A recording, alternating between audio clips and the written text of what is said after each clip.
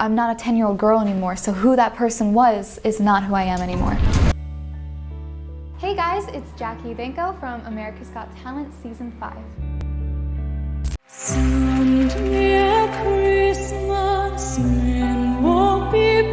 In 2010, a soft-spoken 10-year-old girl walked onto the stage of America's Got Talent, clutching the microphone with both hands, her golden curls framing a face full of nerves and innocence. Moments later, Jackie Evancho delivered a vocal performance so ethereal, so jaw-droppingly mature, that it stunned not just the judges, but the entire country.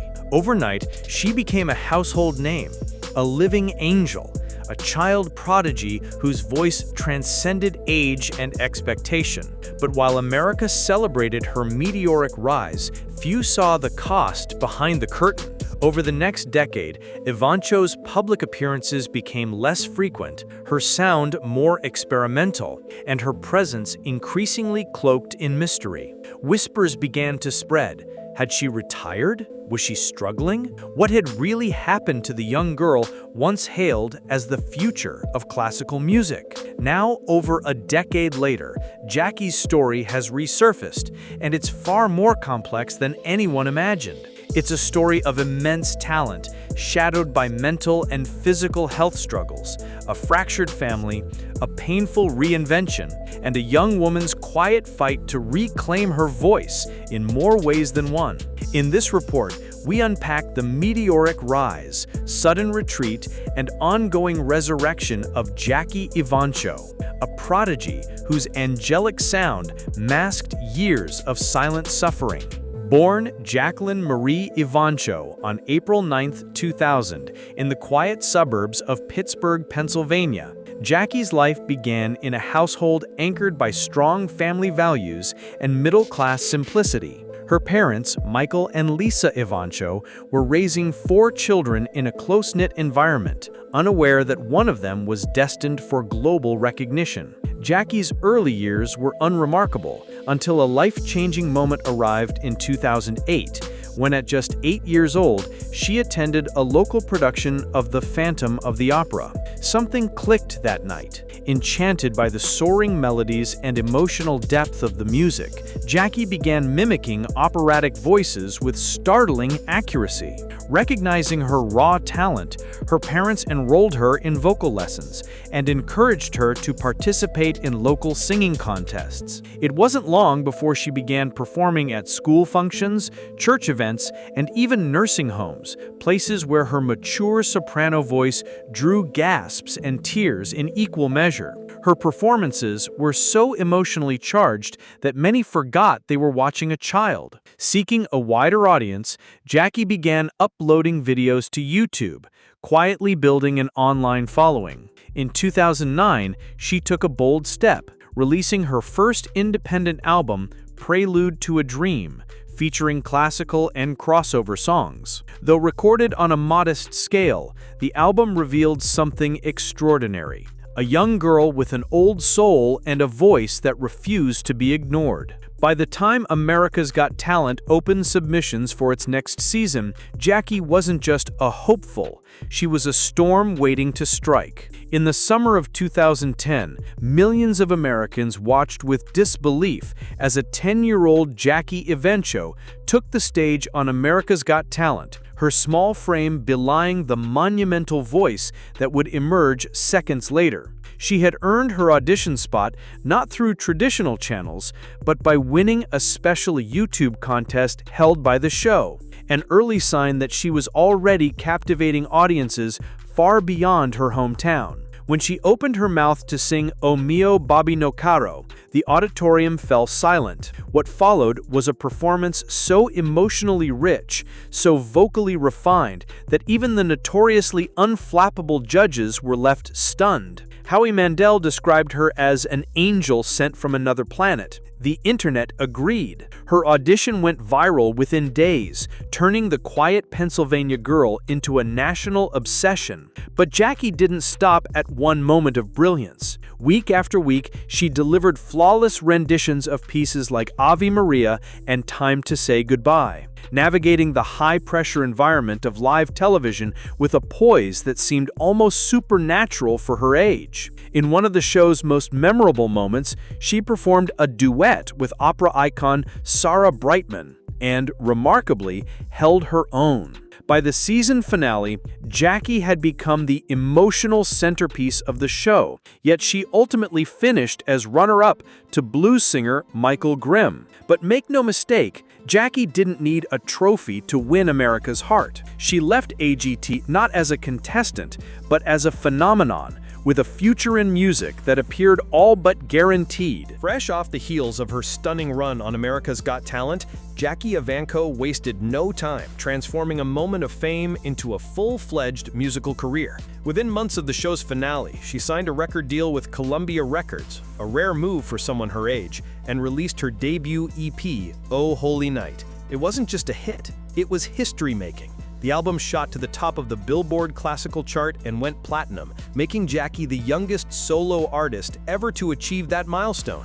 Critics were stunned, and so was the industry. This wasn't a novelty act riding a TV wave. Jackie was the real deal. Her next move confirmed it. In 2011, she released her first full-length studio album, Dream With Me, produced by Grammy-winning hitmaker David Foster. The album debuted at number 2 on the Billboard 200 and featured duets with vocal giants like Barbra Streisand and Susan Boyle, further cementing Jackie's credibility as a crossover star. From there, her trajectory only accelerated. Jackie graced stages once reserved for legends, Carnegie Hall, the Kennedy Center, and even national events, including performances for multiple U.S. presidents. Albums like Songs from the Silver Screen and Awakening showcase not just her operatic brilliance, but also her willingness to blend classical technique with popular music, creating a sound that resonated across generations. But as her discography grew and accolades poured in, something more complicated was quietly unfolding behind the spotlight. Fame had come quickly, and so had the pressures that would later threaten to undo everything she had built.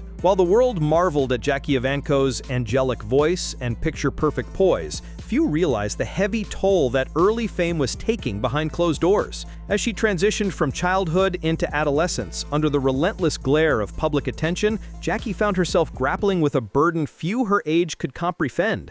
The pressure to maintain an immaculate image, both physically and professionally, became all-consuming. During her early teen years, Jackie's awareness of her body began to shift. Surrounded by unrealistic beauty standards and constantly reminded of her child star persona, she began dieting and exercising, determined to preserve the look the public had come to expect. But when the results didn't come fast enough, her efforts turned extreme.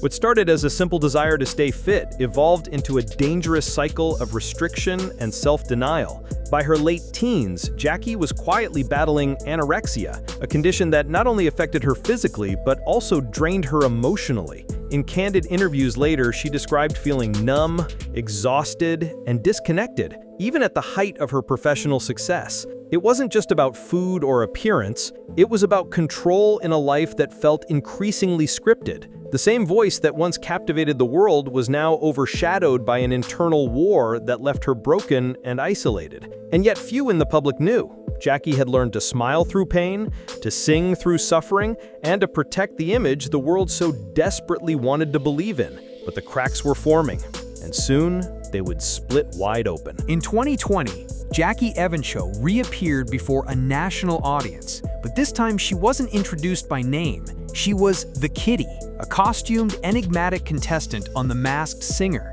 a show designed to strip fame of its labels and let the voice speak for itself. For Jackie, the timing couldn't have been more symbolic. After years of being defined as the prodigious little girl with a classical voice, she was now a young woman desperate to shed that image and reclaim her artistry on her own terms. Hidden behind glittering fur and glassy feline eyes, she delivered unexpected renditions of songs far removed from her classical roots: moody blues, sultry jazz, and smoky pop, including a haunting take on Amy Winehouse's Back to Black. For the first time, viewers weren't distracted by her past, her age, or her history. They were listening to her voice, raw and unfiltered, and they loved it. When Jackie was finally unmasked, shock rippled through the audience. The transformation was undeniable.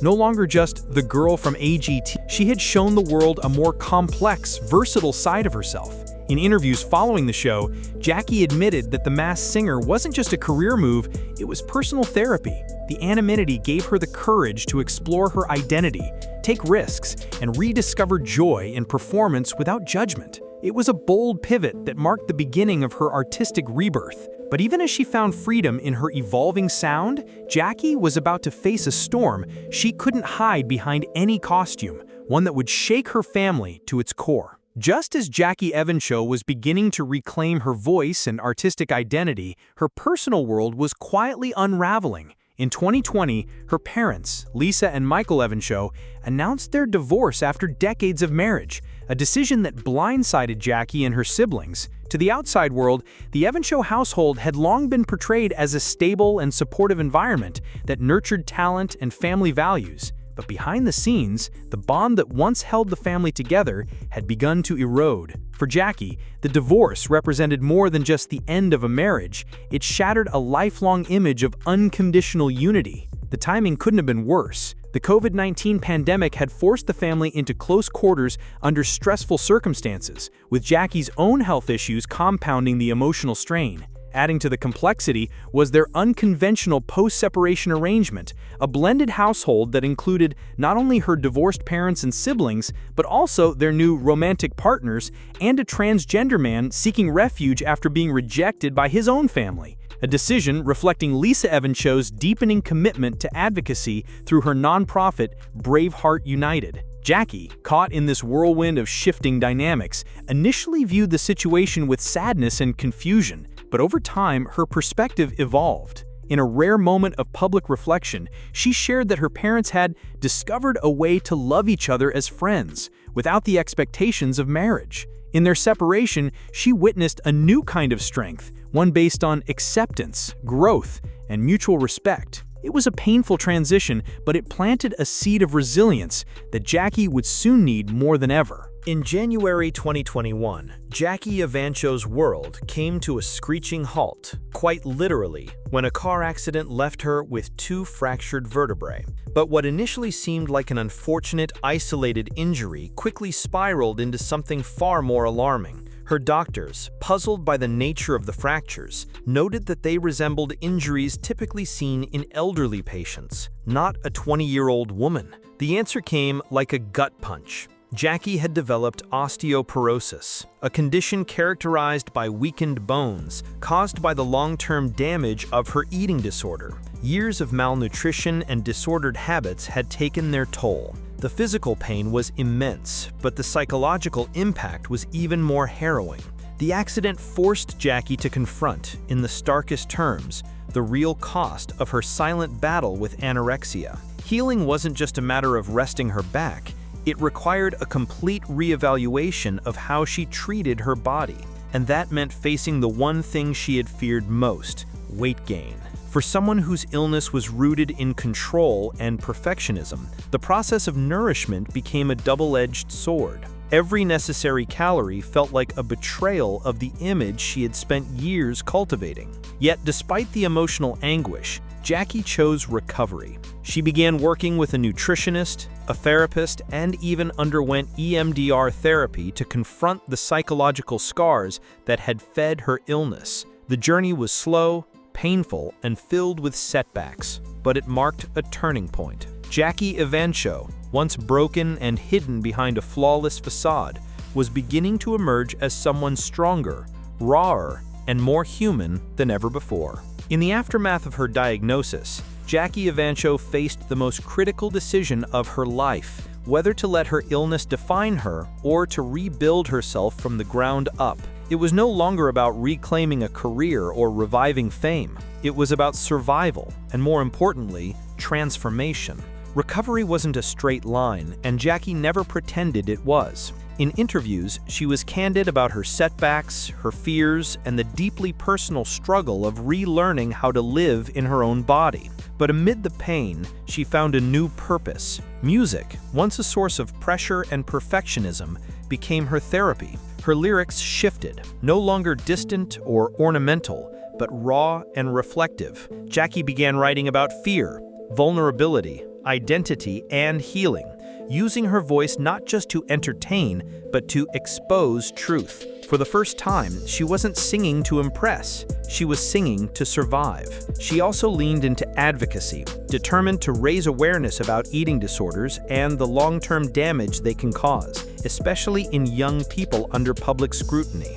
Her openness gave others permission to speak out, breaking the silence that so often shrouds mental illness. And in embracing her imperfections, Jackie began to resonate with a new audience, not just fans of her classical soprano, but people who saw in her a mirror of their own struggles. As the girl once idolized for her angelic control revealed the chaos behind her composure, she reemerged not as a fallen star, but as a survivor, scarred, honest, and finally free to create on her own terms. In 2024, Jackie Evancho officially turned the page, not just musically, but personally, spiritually, and creatively. The release of her EP, Solar, marked the clearest signal yet that the former child prodigy was no longer bound by the labels of her past. Gone were the soaring operatic ballads and classical covers that defined her early career. In their place stood bold, synth-laced tracks infused with vulnerability, edge, and the kind of emotional honesty that only comes from lived experience. Produced in collaboration with Greg Camp of Smash Mouth fame, Solar tapped into an unexpected yet captivating 80s new wave sound, a complete departure from Jackie's classical roots. Songs like Behind My Eyes pulsed with introspection, earning critical praise on platforms like iHeartRadio and sparking interest from listeners who may have never heard of her AGT origins. But Jackie's renaissance wasn't confined to music. She explored visual art, poetry, and self-expression in all forms, finally giving herself the freedom to be something more than a voice. She continued to perform, but now on her own terms, focusing on intimate shows where authenticity mattered more than spotlight. Her social presence became less about polished perfection and more about real, relatable moments, quiet affirmations of growth and healing. Today, Jackie Evancho stands not as a faded star clinging to nostalgia, but as a woman who walked through fire and came out reshaped by it. Her journey has become a powerful narrative of survival, evolution, and reclaiming identity. Once the angelic child with the supernatural gift, she's now a grounded artist, real, resilient, and finally in control of her own story.